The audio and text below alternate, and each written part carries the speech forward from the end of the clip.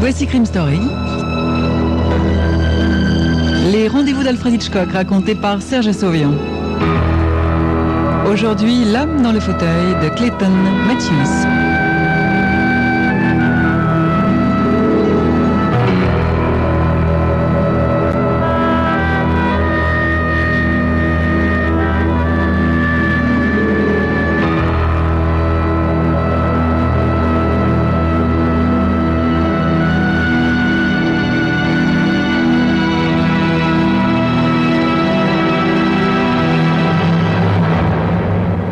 Jed Pardry était un artiste au rasoir couteau. Et méticuleux en plus. S'il lui arrivait d'écorcher le moins du monde un client, on le voyait s'affoler comme une mère poule et se confondre en excuses. En un certain sens, nous étions tous deux des inadaptés. Je ne saurais dire combien de fois il m'avait répété « Ralph, nous ne sommes bons à rien, toi et moi, qu'à raser les gens et leur couper les cheveux, et de temps à autre, à leur faire un shampoing. Ralph, c'est moi. Ralph Hines, dit Patfolle. En effet, une de mes jambes a 5 cm de moins que l'autre, et quand je marche, on dirait un fauteuil à bascule qui avance. Il y avait 10 ans que j'étais chargé du second fauteuil chez le coiffeur Jed Pardry. Jed, c'était un petit type sec d'1,65 m, au cuir brûlé par le soleil du désert. Il y avait 20 ans qu'il tenait sa boutique dans notre minuscule patelin du sud-ouest. Il était marié, il avait un fils de 14 ans, Jimmy. Jed avait largement dépassé la cinquantaine. Son gosse, il le gâtait à le pourrir. Pourtant, Jimmy n'aurait pas été un si méchant môme, n'était sa mère. Irène Pardry avait dans les 30 ans. Elle était pas mal, bien qu'un peu ronde. Elle était insatisfaite de sa vie, du patelin, et surtout de Jed. Me demandez pas pourquoi elle l'avait épousé. J'imagine que c'était une de ces unions ratées, comme on en voit souvent, et qui vous amène à vous demander pourquoi diable 2 êtres aussi dissemblables se sont mis ensemble. Ici, personne ne m'appelait Patfolle. Personne. Jusqu'à l'avenue de Tony Dark. Il n'y avait pas de ligne aérienne ni de chemin de fer pour desservir le pays. Un autobus de Cambrousse s'y arrêtait une fois par jour pour déposer les journaux et parfois un voyageur. J'ai sans doute été un des premiers à voir Tony Dark. Il était planté au bord du trottoir entre 2 valises, en train d'allumer une cigarette, quand l'autobus repartit. Dire que j'ai eu le pressentiment d'un danger à ce premier coup d'œil serait ajouter une note mélodramatique à mon histoire. Mais je vous jure que j'ai bien senti mes tripes se tendre comme les cordes d'un arc. Bon, il n'avait certainement pas l'air dangereux. Il était peu étoffé, de la taille de Jed, ou à peu près, avec un teint blanc de citadin et des vêtements de ville de coupe recherchée, et même un peu voyante. Il ramassa ses valises et traversa la rue. Il faisait près de 40 degrés de chaleur, et je voyais les gouttes de sueur sur sa figure étroite et dure, tandis qu'il avançait d'un pas résolu vers notre boutique, où il entra. Des hôtels dans ce patelin? Me demanda-t-il. Non, pas d'hôtel, monsieur, mais il y a 2 motels. Il me demanda comment se rendre au motel et je lui expliquai le plus poliment possible. Sans doute que quelque chose dans ma voix l'irrita. Il me lança un mauvais regard et quitta la boutique. Qui c'était, Ralph?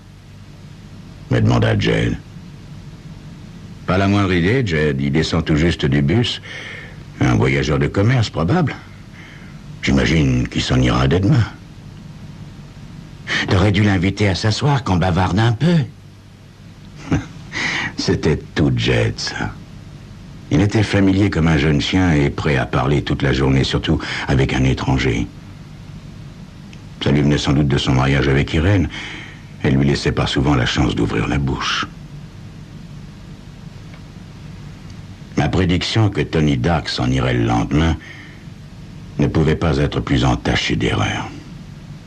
Il arriva dans la boutique le matin suivant pour la barbe et les cheveux, attendit que le fauteuil de Jed fût vacant, puis le bombarda de questions sur le village. Jed répondait à tout avec entrain et force détail. J'ai remarqué que Dark ne disait presque rien de lui. Enfin, il avoua quand même, sous les coups de sonde pas très subtils de Jed, qu'il était venu dans ce désert pour sa santé. Et Dark s'incrusta.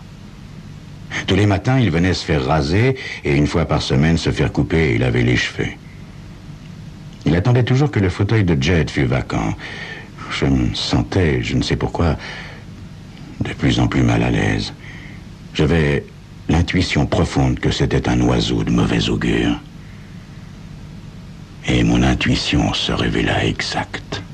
2 semaines, jour pour jour, après l'arrivée de Dark dans le patelin, Dave Rooney, qui tient un petit atelier de réparation à l'entrée du village, fit irruption dans la boutique un matin de bonne heure en proie à une grande agitation. Ça n'était pas inusité chez Dave, un Irlandais volubile d'une 50aine d'années qui semblait vivre dans un état d'effervescence continue pour un motif ou pour un autre, mais cette fois, son bouleversement paraissait tout à fait justifié.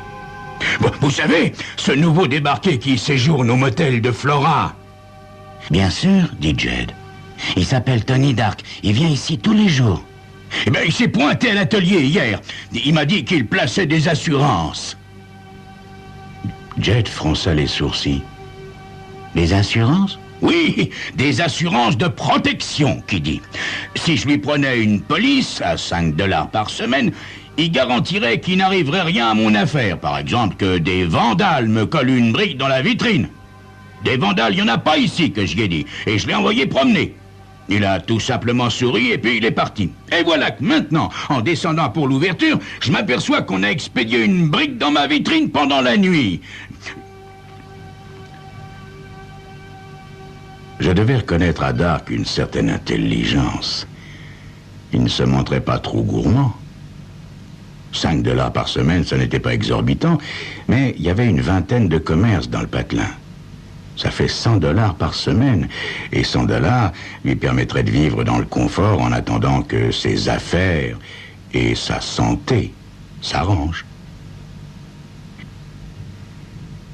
Mais je comprends pas, dit Jed. Oh, c'est assez simple, Jed.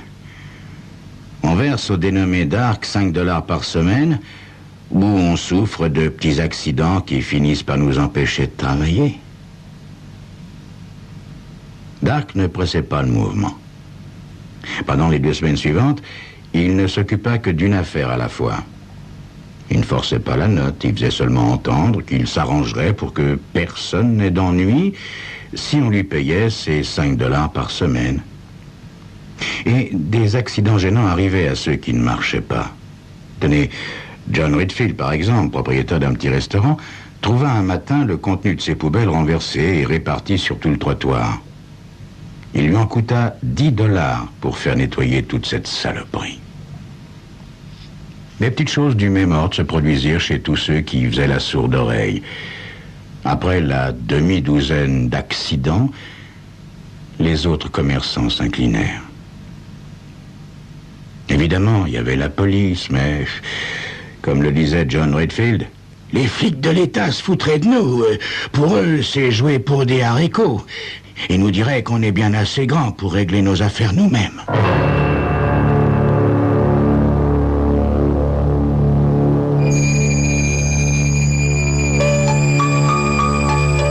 Régler nos affaires nous-mêmes? Facile à dire. Qui oserait tenir tête à un racketteur? Qui? C'est ce que vous saurez dans quelques instants.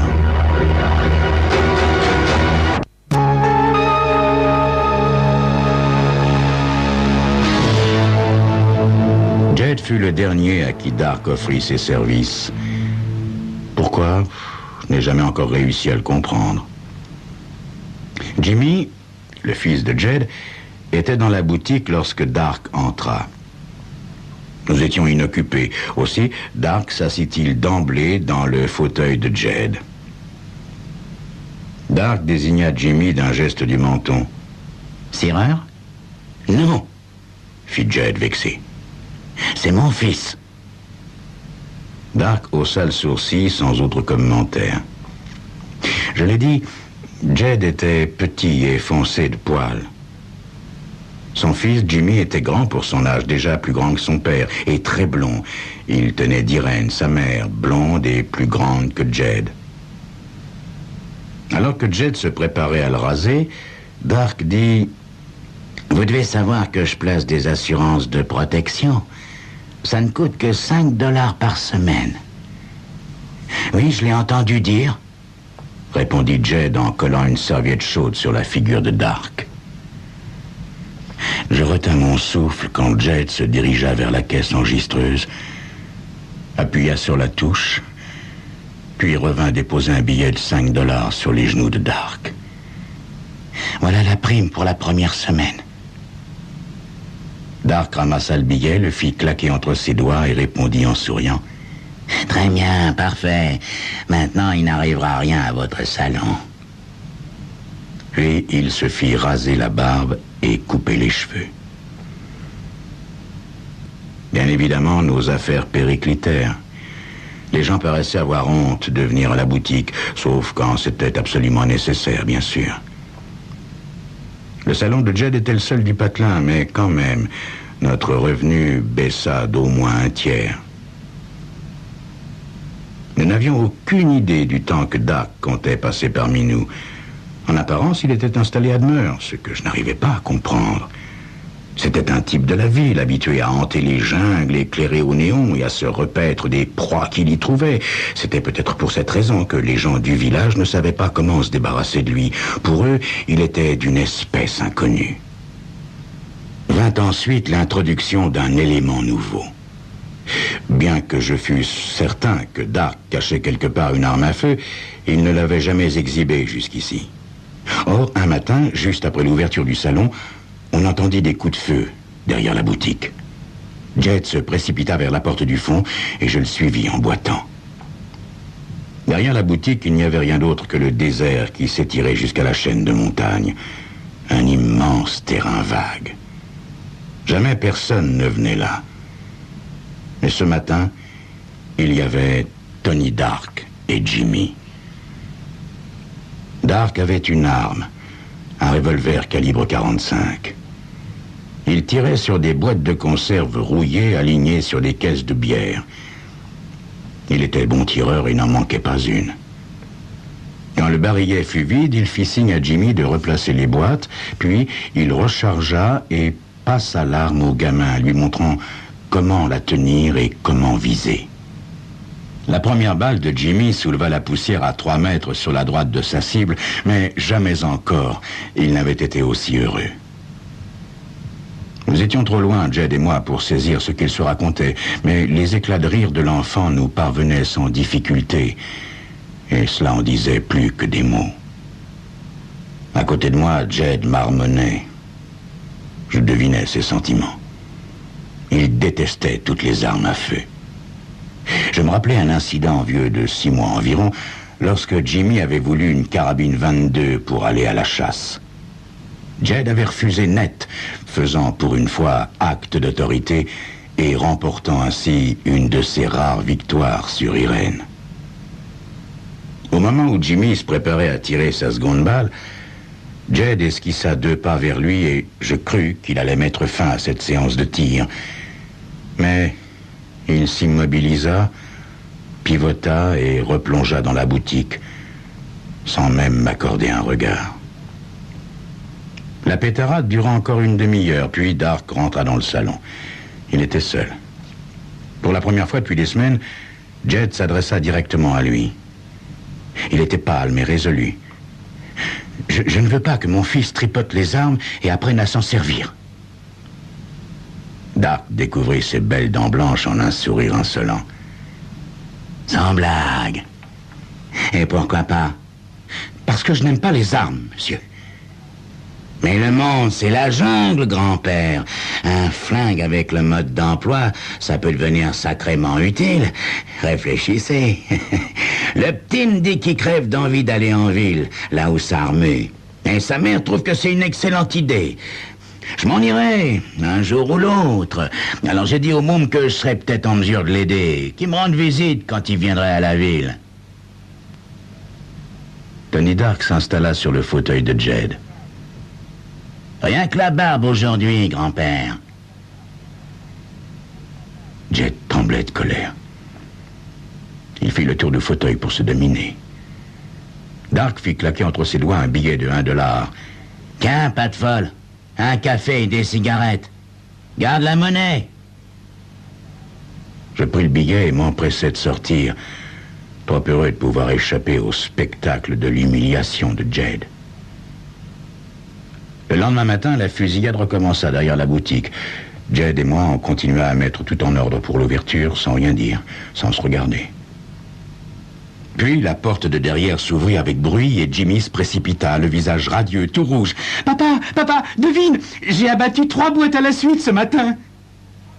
Dark arriva derrière l'enfant, les yeux brillants de malice. « Ouais, il a le don, le môme.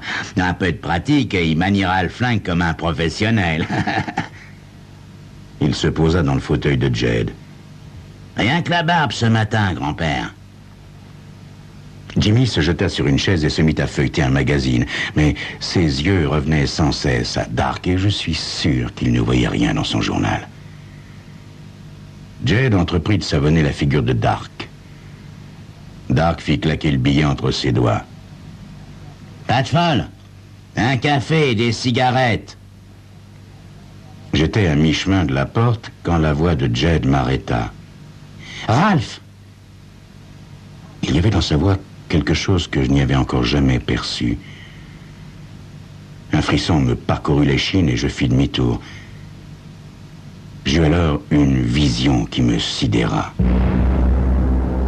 Jed tenait renversée la tête de Tony Dark, la main sous son menton comme pour lui raser le cou. Seulement, le rasoir ne bougeait pas. La lame reposait par le tranchant sur la peau, la touchant à peine. La moindre pression, un coup du poignet exercé de Jed, et le rasoir s'enfonçait dans le cou de Dark comme dans du beurre. Les mains de Tony Dark étaient si crispées sur les bras du fauteuil que les veines de ses poignets saillaient comme des cordes. De sa chaise, Jimmy contemplait la scène, les yeux ronds. « Et maintenant, ne bougez pas, Dark, » dit Jed. « Ne bougez pas. Autrement, vous savez ce qui va arriver. Vous sentez le fil du rasoir, n'est-ce pas? Comme un petit morceau de glace. Ralph, prends-lui son revolver. » Je m'approchai du fauteuil par la droite, glissai ma main sous son veston et arrachai l'arme de l'étui accroché sous l'aisselle. Quand je reculai, le revolver en main, le corps de Dark eut un sursaut, très léger. Et une ligne rouge irrégulière tacha la mousse sur son cou, comme un filet de sirop de fraise sur une glace à la vanille. « Alors, vous voyez bien, monsieur Dark, vous avez bougé. J'ai reculé la main juste à temps, mais la prochaine fois, je m'en abstiendrai. Et maintenant, monsieur Tony Dark, je vais vous dire comment les choses vont se passer. Quand je vais enfin vous laisser quitter ce fauteuil, vous irez à votre motel, vous ferez vos valises et vous attraperez l'autobus de l'après-midi. Après, qu'on ne vous revoie plus jamais ici. Jamais. Retournez dans la jungle d'où vous êtes sortis. À présent, je vais éloigner le rasoir de 5 cm, pas plus. Juste assez pour que vous fassiez oui. Sinon... Mais je crois qu'il est inutile de vous faire un dessin, n'est-ce pas, monsieur Dark? Jed recula le rasoir. Dark avala convulsivement sa salive, puis esquissa un signe de tête, bougeant si peu que je ne m'en serais pas aperçu si je n'avais été aussi attentif. Parfait, monsieur Dark, dit Jed en éloignant le rasoir. Dark se glissa de côté pour s'extraire du fauteuil, fixant Jed d'un regard hypnotisé. Jed lui jeta une serviette et Dark essuya la mousse de son visage, puis se précipita hors du salon sans un coup d'œil en arrière. Jimmy, qui avait suivi la scène, bouche bée d'admiration craintive, fila vers la porte de derrière. Je savais où il allait et j'aurais donné 10 ans de ma vie pour voir la tête de sa mère quand il lui raconterait les événements. Dès que Dark fut sorti, Jed laissa fuser un petit soupir. « Ralph, crois-tu que ça marchera? Tu penses qu'il va vraiment s'en aller? » Oui. Ah, il va partir, Jed. Il va partir. J'en suis certain. Certain. Je n'expliquais pas à Jed pourquoi j'en étais si persuadé. Mais je connaissais bien Dark et ceux de son espèce. Dès qu'on leur tient tête et qu'on se rebiffe, ils plient bagage. Sauf, bien sûr, s'ils font partie d'une grosse combine, d'un syndicat, ce qui est vraiment une autre paire de manches. Voyez-vous, j'avais été dans la même position que Dark, une fois, il y a longtemps, alors que je dirigeais un système de protection des blanchisseries et teintureries. Tout avait magnifiquement marché jusqu'au jour où le chauffeur d'un camion de blanchisserie m'avait emmené en promenade pour me balancer de son véhicule à pleine vitesse. J'étais ressorti de l'hôpital avec une jambe esquintée à vie. J'avais pris le premier bus en partance et je n'étais jamais retourné à mon ancien travail.